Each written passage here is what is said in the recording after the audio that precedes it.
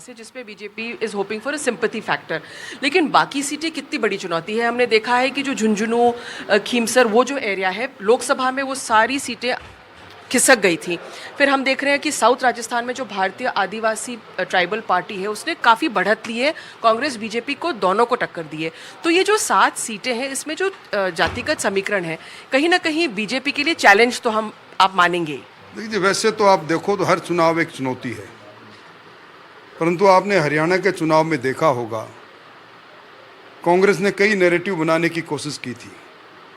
आप जिन जातियों की बात करते हैं, जातियां गोलबंदता भी आपने देखी होगी, पर सरकार की कल्याणकारी योजनाएं जनता के जहन में रही और हमने हरियाणा में तीसरी बार सरकार बनाई। हमारी सरकार का ये जो छोटा कार्यकाल बीता है इसने 2 बातों को सिद्ध कर दिया। एक, पारदर्शिता से सरकार काम करेगी, एक जिनका हक है उस हक पर कोई किसी को डाका डालने नहीं देगी, और एक बुनियादी सेवाओं को दुरुस्त करने के लिए सरकार कटिबद्धता के साथ आगे बढ़ेगी। कई फैसले हुए, इन फैसलों का लाभ भारतीय जनता पार्टी को मिलेगा। हर व्यक्ति जो उपचुनाव के अंदर अपना मत देता है उसके दिलो दिमाग में एक ही बात रहती है कि आने वाले समय में मेरा वोट विकास के साथ कैसे जुड़े, और विकास सरकार कर सकती है और सरकार भारतीय जनता पार्टी की है।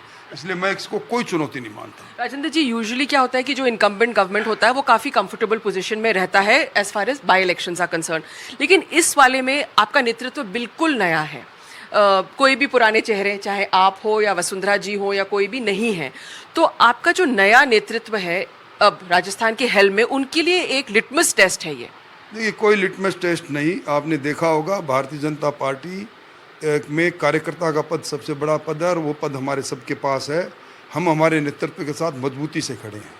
राजेंद्र जी, आपका जो एरिया है वहाँ पे 2 चुनाव हैं, जैसे चूरू से सटता हुआ झुंझुनू है, खीमसर है। इस बार हमने देखा कि बीजेपी का बहुत अच्छा प्रदर्शन नहीं रहा था, क्या कारण रहे थे, और आगे अब उपचुनाव में आपको क्या लगता है, आपने कुछ रिकवरी मेजर्स लिए हैं क्या?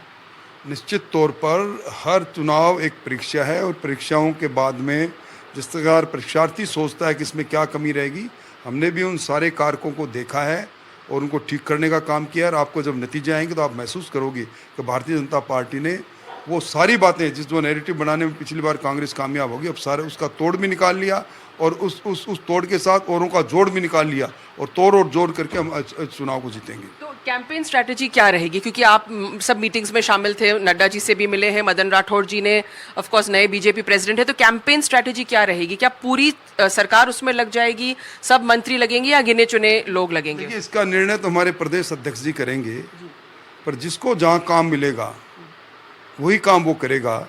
आपने देखा होगा इस बार बिना खड़क बिना ताल तीसरी बार सरकार आ गई हरियाणा के अंदर। आपने कोई लंबी चौड़ी फौज भी नहीं उतरी। मैं समझता हूँ कि हर बूथ पर हमारे कार्यकर्ता है और उसी हिसाब से बूथ मैनेजमेंट के लिए कुछ लोग लगेंगे और पार्टी जीतेगी। बहुत बहुत शुक्रिया हमसे बात करने के लिए। तो राजेंद्र राठौड़ जी बता रहे थे कि क्या स्ट्रैटेजी रहेगी बीजेपी की आने वाले उपचुनावों में।